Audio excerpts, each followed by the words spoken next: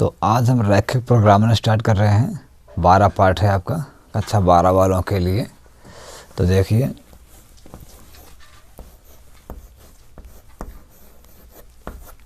रैखिक प्रोग्रामन। रैखिक प्रोग्रामन इस अभ्यास का बहुत काम पड़ता है बैंकिंग में या और चीज़ों में बहुत आवश्यकता पड़ती है। तो हमें इसको अच्छे से पढ़ना है और इसमें बोर्ड पेपर में इसमें का 5 नंबर का सवाल एक फिक्स रहता है या 8 नंबर का एक सवाल फिक्स रहता है आपका 5 या 8 नंबर का। अगर छोटे सवाल आएंगे तो 5 नंबर, बड़े सवाल आएंगे तो 8 नंबर के तो फिक्स रहता है। तो चलिए आज हम यही स्टार्ट करते हैं रैखिक प्रोग्रामन।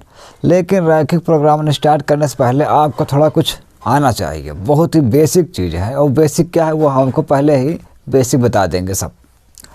तो चलिए, रैखिक प्रोग्राम पढ़ने के लिए हम पहले बेसिक पढ़ेंगे। हमें बेसिक में क्या क्या आना चाहिए, क्या चीज़ हमें पता होना चाहिए ऑलरेडी, वो सब चीज़ हम आपको यहाँ बताएंगे। तो हम यहाँ पे लिख लेते हैं कि हमें क्या क्या चीज़ आना चाहिए। सबसे पहला नंबर यहाँ लिख लेते हैं। सबसे पहला नंबर है हमारा अवरोधों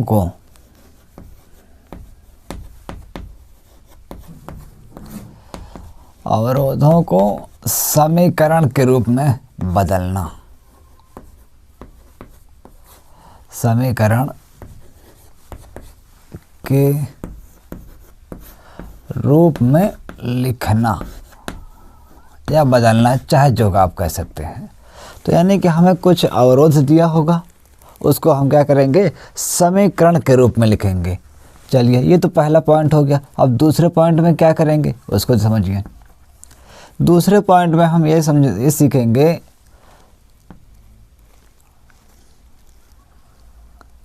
x बराबर, यानी समीकरण में x बराबर 0 y बराबर 0, यानी x बराबर 0 y बराबर 0 समीकरण में रख कर, चार्जर निकाल दे यार, रख कर बिंदु ज्ञात करना। निकाल दो। अच्छा चलो ठीक, बिंदु ज्ञात करना। दूसरा पॉइंट हमें ये सीखना है। अब तीसरे पॉइंट में हम लोग समीकरण को हल करना सीखेंगे। समीकरण को हल करना आपने कक्षा 10 में पढ़ा होगा या कक्षा 8 में पढ़ा होगा, समीकरण को हल करना। तो वही समीकरण को हल करना हम आपको थोड़ा सिखाएंगे। अगर आपको आता है तो अच्छी बात है, नहीं आता है तो हम सिखाएंगे। जब आप समीकरण को हल करना सीख लेंगे तो उसके बाद हमें ग्राफ बनाना सीखना है। ग्राफ बनाना, तो यानी समीकरण से ग्राफ कैसे बनाया जाता है उसको सीखेंगे। फिर पांचवा चीज़ है, अगर हमारा ग्राफ बन जाएगा तो हमें उसमें कौन सा भाग रंगना है, छायांकित करना है, वो पता होना चाहिए। तो अगला भाग है छायांकित करना, मतलब उसे पेंट करना, मतलब रंगना, जो रंगा जाता है कौन कौन सा भाग, छायांकित करना। छठवां हो जाएगा, छायांकित करने के बाद हमें कोणीय बिंदु ज्ञात करना है। अब ये कोणीय बिंदु क्या होता है इसको हम बताएंगे। कोणीय बिंदु ज्ञात करना, ये देखिए। और उसके बाद सातवां पे हम कोणीय बिंदु, यानी कि उसके बाद जो हमें मान दिया रहेगा जेड का, उसका मान ज्ञात करेंगे। तो यहाँ हम जेड का संगत मान ज्ञात करेंगे। जेड का संगत मान ज्ञात करना। चलिए, जेड का संगत मान ज्ञात करेंगे। उसके बाद लास्ट में हम अधिकतम और न्यूनतम देख के उत्तर बताते हैं। ठीक है, अधिकतम और न्यूनतम देखकर उत्तर बताना, यानी कि लास्ट में हमारा ऑप्शन हो जाएगा अधिकतम और न्यूनतम।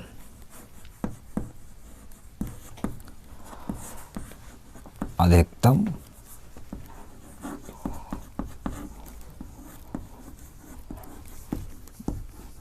और न्यूनतम, उसके बाद सीधा जो बचेगा वो हमारा आंसर हो जाएगा, उत्तर।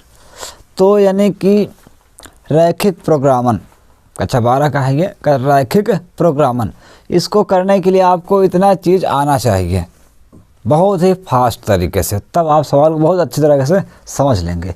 और हम इसमें से एक एक पॉइंट को आपको हम समझाएंगे। चलिए हम इसको यहाँ पे इतना स्टॉप कर देते हैं।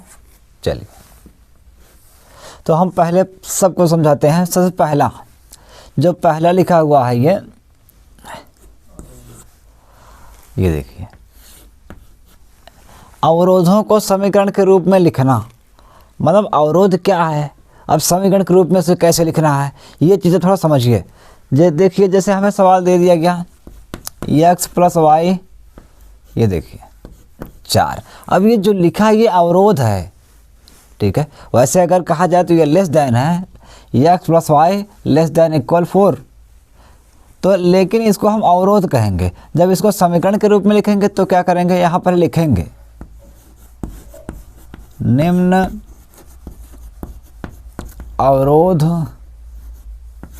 अवरोधों को समीकरण के रूप में लिखना, के रूप में लिखने पर, देखिए मतलब ये जो अवरोध है हम इसको समीकरण के रूप में कैसे लिखेंगे, तो इसको लिखेंगे x प्लस वाई, यहाँ पे ये हटा के 4 कर देना है, ये बन गया समीकरण नंबर 1 हो गया। अगर यही हमें 2 समीकरण दिया होता, जैसे मान लीजिए बगल में यहाँ लिख देता तथा x minus y less than equal 2, तो हम इसको लिखते x माइनस वाई बराबर 2, ये समीकरण 2। तो मतलब जितने अवरोध दिया रहेगा, ये छोटा का चिन्ह या बड़ा का चिन्ह जो भी दिया रहेगा, उन सब को हटा के हम लोग ये बराबर का चिन्ह लगा के समीकरण मान लेंगे, तो ये हो जाएगा पहला वाला शर्त कंप्लीट हो जाएगी। तो हमें क्या करना है, देखिए सबसे पहली शर्त है अवरोधों को समीकरण के रूप में लिखना। तो अवरोध को हम अवरोध ऐसे दिया रहेगा, अब तो हमें इसको लिखना है हिंदी में, और निम्न अवरोधों को समीकरण के रूप में लिखने पर, तो यहाँ पर जो लिखा रहेगा x प्लस वाई इक्वल यानी कि लेस देन इक्वल 4, तो हमें लेस देन को हटा देना है, इक्वल 4 कर देना है। x plus y less than equal 2, x plus y बराबर 2, यानी ये छोटा बड़ा का चिन्ह हटा देना है, यानी ये अवरोध है, अवरोध को हमें हटा देना है, समीकरण के रूप में बना लेना है। तो ये हमने बनाना सीख लिया, तो आप भी बना सकते हैं, इसमें कुछ करना नहीं है, ये तो समीकरण के रूप में आप बना सकते हैं आराम से। अब देखिए अगली शर्त क्या है, अब उसके बाद दूसरी शर्त हमारे पास ये है, दूसरा कह रहा है x बराबर 0 y बराबर 0 रख कर बिंदु ज्ञात करना। चलिए अब ये क्या होता है, जैसे मान लीजिए हमारे पास कोई एक सवाल है x प्लस वाई बराबर 4, जैसा कि हमने सवाल लिखा था। अब इसमें कह रहे हैं x बराबर 0 y बराबर 0 समीकरण रख कर बिंदु ज्ञात करना। तो हम क्या करेंगे, इसको मान लो समीकरण 1, ये देखो। अब यहाँ लिखो x बराबर 0 समीकरण 1 में रखने पर, चलिए देखिए अब हम क्या करेंगे, पहले इस समीकरण 1 को उतार लेंगे। तो समीकरण 1 है x प्लस वाई बराबर 4, जहाँ पर x है वहाँ लिखेंगे 0 प्लस वाई बराबर 4। तो ये 0 से कोई मतलब है नहीं, उसको छोड़ देना है, तो y बराबर 4, ये हमें बिंदु मिल गया। देखिए हर एक कोष्टक में जब हल करेंगे, देखिए हमने यहाँ से यहाँ तक हल किया है, x का मान 0 मिला है, y का मान 4। तो हमें हमेशा ध्यान रखना है, जब भी एक बिंदु को लिखना है कोष्टक में, x वाला मान जो भी होगा वो आगे रहेगा, y वाला मान हमेशा पीछे रखा जाता है। अब फिर इसी में लिखेंगे y बराबर 0 समीकरण 1 में रखने पर। अब देखिए y बराबर 0 मतलब यही समीकरण 1 है, इसको उतार लो, जहाँ पर y है वहाँ रखेंगे 0, x प्लस 0 बराबर 4, ये हो गया x बराबर 4। हम इसको लिखेंगे बिंदु, हमने कहा सबसे पहले हम आगे हमेशा कोष्टक में आगे x वाला मान आगे रखेंगे 4, y वाला मान पीछे। तो y हमने कितना रखा था 0। देखो हमने y का मान 0 रखा तो हमें 4 मिला x का मान। x का मान हमें आगे रखना है और y का मान हमेशा पीछे। देखो दूसरा बिंदु ज्ञात हो गया। तो देखिए ये तो हमने विस्तार से किया, हम इसको बहुत शॉर्टकट कर सकते हैं। कैसे, उसे आप देखिए ध्यान से। इसको आप आराम से उतार लीजिएगा वीडियो को रोक कर। देखिए जैसे हम यहाँ पर x बराबर 0 रखें, x बराबर 0 रखने पर देखिए जब यहाँ पे x बराबर हम 0 रखेंगे, लिख देंगे यहाँ बिंदु। देखिए x बराबर 0 रखेंगे, समझ लीजिए थोड़ा सा, यहाँ पे x बराबर 0 रखेंगे तो ये 0 ख़त्म, y बराबर 4 यानी 0 रखा तो हमें 4 मिल गया। और इसी में y बराबर 0 रखने पर ये देखिए अगर हम y के स्थान पर 0 रखेंगे तो 0 मतलब 0 की वैल्यू कुछ नहीं होती है, तो x बराबर 4 मिलेगा। तो हमें यहाँ लिखना है बिंदु, x का मान 4 हो जाएगा, y का मान 0। ये देखो सीधा सीधा हमें इतना ग्राफ मिल जाता है। हम आपको बता दें सवाल यही रहता है, आपके किताब में हल किया रहता है, लेकिन बहुत ही शॉर्टकट में, ऐसे ही शॉर्टकट एकदम हल करता है। तो आप ये समझ गए हैं, चलिए अच्छी बात है। नहीं समझ में आया तो हम एक सवाल दूसरा बता देते हैं। देखिए कभी कभी हमें सवाल थोड़ा ऐसे बड़ा देता है, बड़ा सवाल कैसे देगा उसको आप देख लीजिए। जैसे यहाँ हमने ले लिया 2x 5y बराबर 10, ये समीकरण है। अब हमें इसका बिंदु ज्ञात करना है। तो देखिए ये कैसे होगा, पहले हम x बराबर 0 रखेंगे। देखिए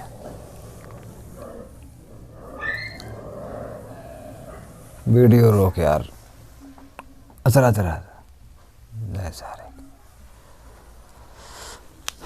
x बराबर 0 रखने पर, तो आप थोड़ा इसे विस्तार में समझ लीजिए एक बार, फिर शॉर्टकट में करते हैं।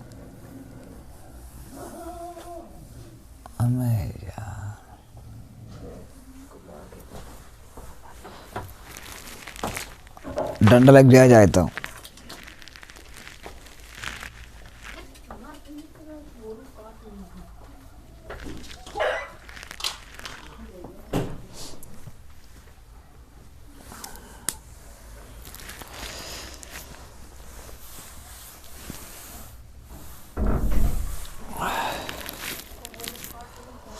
देखिए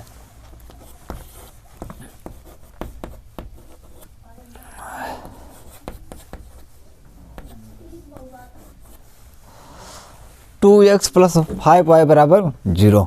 तो हम इसको लेके हल करते हैं। पहले इसमें करेंगे x बराबर 0 रखने पर, तो यहाँ रखेंगे 2, x का मान 0 प्लस 5 y बराबर 10। देखिए 2 0 0 5 y बराबर 10, 0 से कोई मतलब ही नहीं है, 5 y बराबर 10। इस 5 को उधर भेजेंगे, y बराबर 10/5 हो जाएगा। ये देखिए 5 दूना 10 यानी y बराबर 2 आ गया। तो हम यहाँ लिखेंगे बिंदु, हमने x बराबर 0 रखा तो हमें y का मान 2 आ गया। ये देखिए ऐसे लिख देना है। फिर इसी में दूसरा वाला भी लिखना है। जैसे यहाँ पे अभी y बराबर 0 रखना है, तो यहाँ लिखना है y बराबर 0 रखने पर। तो पहले इसको पूरा उतारेंगे, 2x प्लस 5y बराबर 10। जहाँ पे y है वहाँ पे लिखेंगे 0 प्लस 10, 2x 5 0 0 बराबर 10। तो 2x बराबर 10, x बराबर 2 उधर जाएगा, 10 के बटे में हो जाएगा, 2 पन 10 यानी x का मान मिल गया हमें 5। तो हम लिखेंगे बिंदु 5, 0 यानी x का मान 5 है, y का मान हमने यानी y का मान हमने 0 रखा तो x का मान हमें 5 मिल गया। हमें इसको लिख लेना है बिंदु में। तो देखिए इस समीकरण के 2 बिंदु हमने ज्ञात कर लिया। आप इसको अच्छी तरह समझ लीजिए, उतार लीजिए। फिर हम इसको, अब देखो इसी को हम लोग शॉर्टकट में भी कर सकते हैं। ज़रूरी नहीं कि हम लोग इसको कितना विस्तार से करें, बड़ा सा नहीं, हम छोटा भी कर सकते हैं। तो छोटा कैसे होगा उसको आप ध्यान से समझ लीजिए कैसे छोटा होता है। देखिए सबसे पहले x बराबर 0 यहाँ लिखना है रखने पर। देखिए अगर हम x का मान 0 रखेंगे 2 0 0 यानी ये पूरा ख़त्म। 5y बराबर 10, 5 पहाड़ा ऐसा पढ़ो 10 कट जाए, 5 के 5 5 दूना 10 यानी 2 बार कटेगा। तो यहाँ लिखना है 0,2। ये हमें एक बिंदु मिल गया। अब y बराबर 0 रखने पर अब क्या बिंदु मिलता है इसको भी लिख लेते हैं। देखिए अगर हम y बराबर 0 इसी में रखेंगे, जहाँ पर y वहाँ पर 0 रखोगे, देखो तो ये पूरा हो जाएगा 0 5 0 0 यानी इसका खेल ख़त्म हो जाएगा। 2x बराबर 10, 2 को पढ़ा ऐसा पढ़ो 10 कट जाए, 2 5 10 यानी 5 बार से कटेगा। तो हम लिखेंगे x बराबर 5। तो x बराबर 5, ये पहले 5 लिखा जाएगा x का मान, उसके बाद y का मान कितना रखना था 0। ये देखिए दोनों बिंदु मिल गए। जो हमने विस्तार से बहुत बड़ा किया था उसको हमने बहुत छोटा ही कर लिया। तो ये हो गया x बराबर 0 y बराबर 0 रख कर बिंदु ज्ञात करना। तो आप लोग बिंदु ऐसे ही ज्ञात करेंगे, हम लोग भी सवाल करते समय ऐसे ही शॉर्टकट कर लेंगे। तो चलिए अब तीसरे स्टेप पर आते हैं।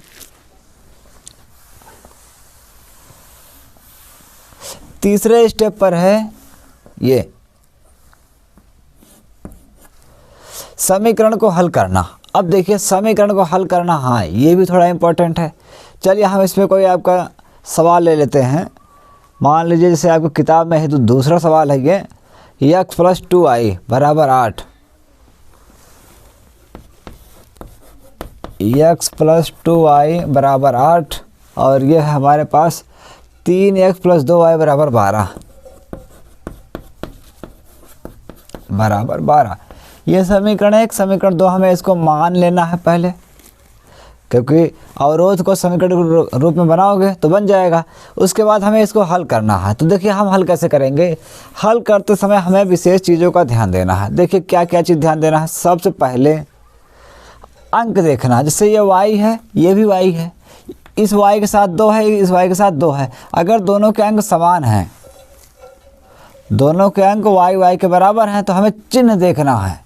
यहाँ पर चिन्ह प्लस है, यहाँ पर प्लस, वैसे एक होना चाहिए माइनस, तो दोनों प्लस हैं, कोई दिक्कत नहीं है। चलिए तो हमें क्या करेंगे इससे, अगर देखिए दोनों प्लस प्लस हैं मतलब समान चिन्ह है तो घटाना है। अगर विपरीत होता है 1 + 1 माइनस तो जोड़ते।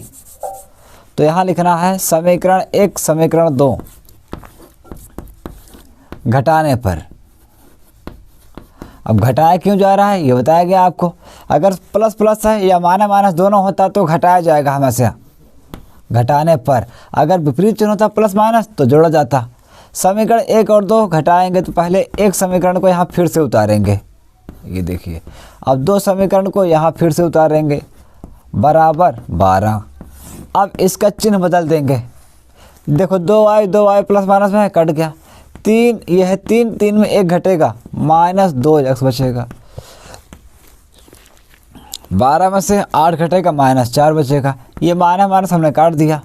x बराबर ये देखिए 4, ये 2 उधर जाएगा तो बटे हो जाएगा, 2 दूना 4 यानी x का मान हमें 2 मिल गया। अब यही x का मान 2 समीकरण 1 में रखो चाहे 2 में रखो, हमें y का मान मिल जाएगा। तो हम लिखेंगे x बराबर 2 या x का मान समीकरण 2 में रखने पर, चाहे ऐसे लिख लीजिए, यही लिख देते हैं, ऊपर हल कर लेते हैं। x का मान समीकरण 1 में रखने पर,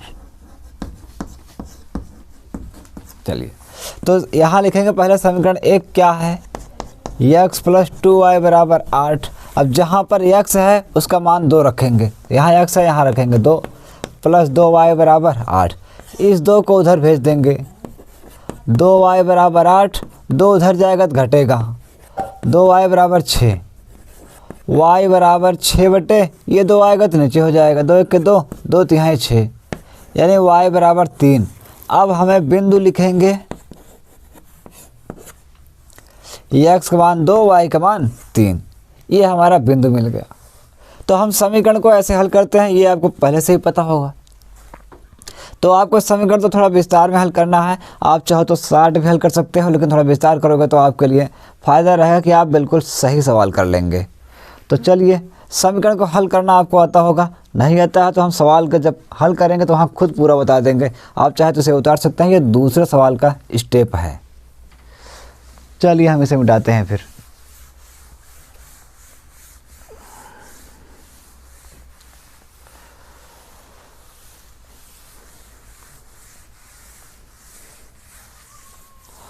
तो देखिए हमने दूसरा भी स्टेप सीख लिया।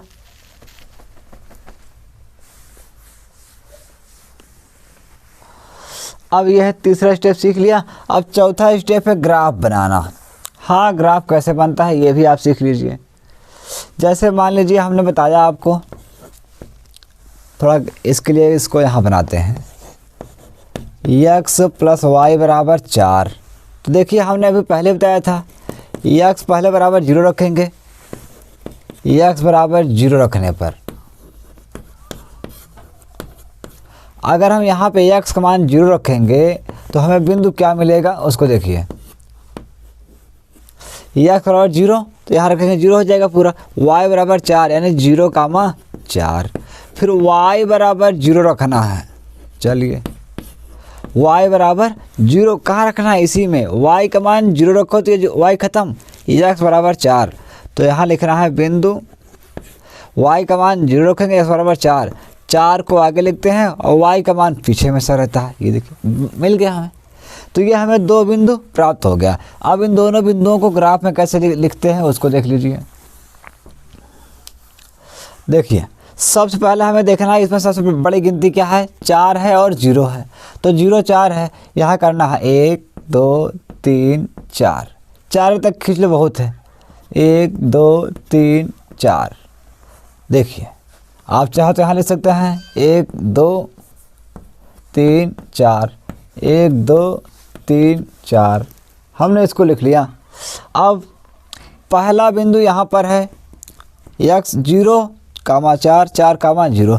हम आपको एक बेसिक जानकारी बता दें, अगर कभी भी बिंदु को ग्राफ में रखना हो तो समझिए सबसे आगे x रहता है। x हमेशा या तो आगे जाएगा या तो पीछे जाएगा। अगर धनात्मक है आगे वाला अंक तो वो आगे जाएगा, अगर ऋणात्मक है तो x पीछे आएगा। और जो इसके बाद कामा करके दूसरा वाला अंक लिखा रहता है वो y रहता है, वो हमेशा या तो ऊपर जाएगा या तो नीचे। अगर धनात्मक है तो ऊपर जाएगा, ऋणात्मक है तो नीचे जाएगा।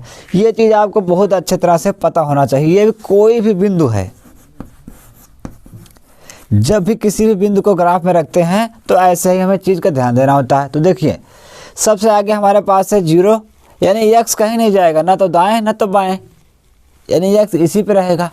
y 4 जाएगा, यानी 1 2 3 4 यहाँ पे है, यह है 0,4। अब उसके बाद ये है 4,0, यानी x लंबाई 4 है और धनात्मक 4 है, तो मतलब ये धनात्मक की ओर जाएगा, 4 यहाँ पे हो जाएगा। 0, यानी 4,0। अब इस पे देखिए ये 4 धनात्मक था, इसलिए देखो x वाला कुछ गया ही नहीं, y वाला 4 तक गया, यहाँ पहुँच गया। अब हमें इसको और इसको मिला देना है। ये देखिए अब इसको लिख देना है x + y = 4। यहाँ जो हमारा सवाल था वो हमारा समीकरण बन गया। तो ये हो गया। और एक चीज़, जैसे अब दूसरा यहाँ है, ये तो ग्राफ बनाना हो गया। दूसरा हमारे पास लिखा है छायांकित करना। 5वां नंबर है छायांकित। तो छायांकित कैसे करते हैं उसको आप देखिए।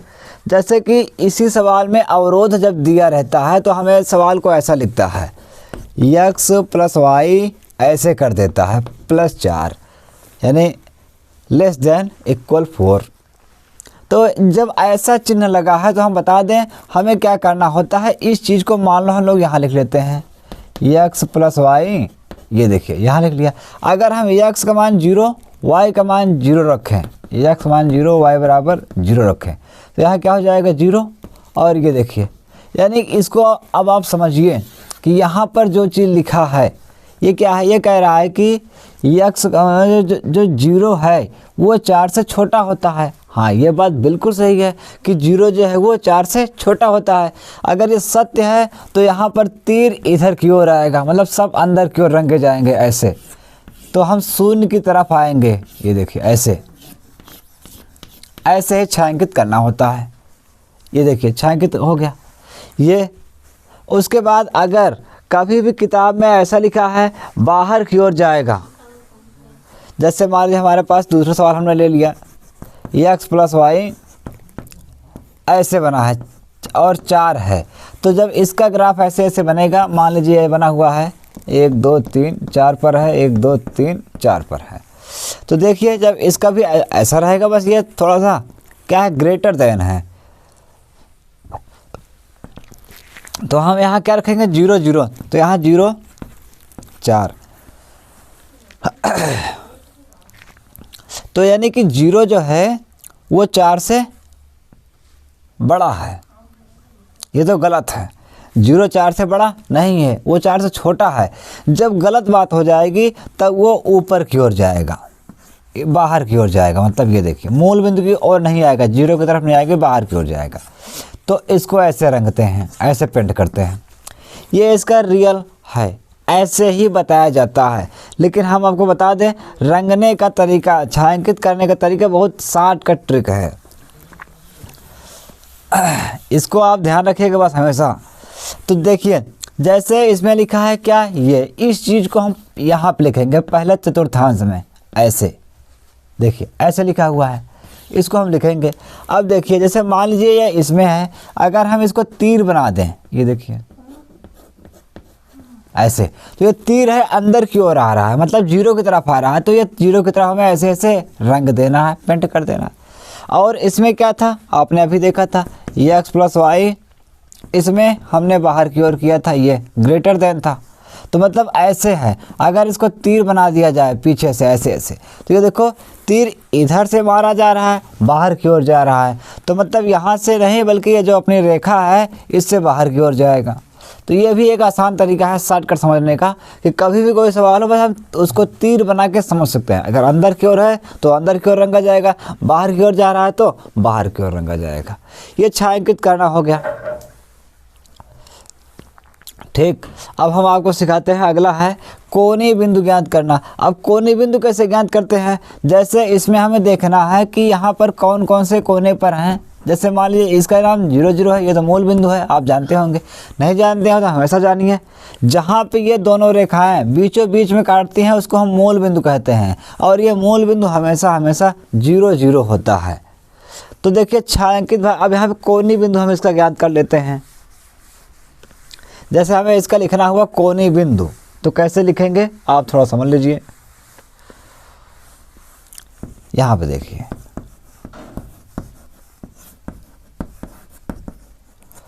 कोणीय बिंदु,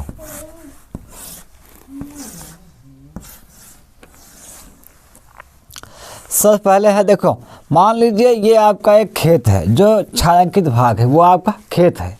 तो आप क्या करेंगे, तो आपके खेत के कोने कोने कौन कौन हैं, देखो ये कोना है 0 0, उसके बाद ये भी कोना आपके खेत के है, ये देखिए 0,4, और ये भी कोना आपके ही खेत का है 4,0। तो मतलब जहाँ पर छायांकित है, छायांकित के कोने कोने जितने बिंदु रहेंगे वो सब कोणीय बिंदु है। कोणीय बिंदु कौन, जो कोने पर आ रहा है, देखो ये कोने पर है, ये कोने पर है, ये भी कोने पर है, जो भी कोने पर आ रहे हैं उसको हम यहाँ पे लिख लेंगे, ये कोणीय बिंदु हो गए। अब हमें z का संगत मान कोई देता है, सबसे ऊपर सवाल में लिखा रहता है, मान लीजिए जैसे हमने इसमें दे दिया हमें x प्लस 2y, तो अब हमें इसमें ज्ञात करना है अधिकतम और न्यूनतम मान। तो हम ये कैसे करेंगे, सबसे पहले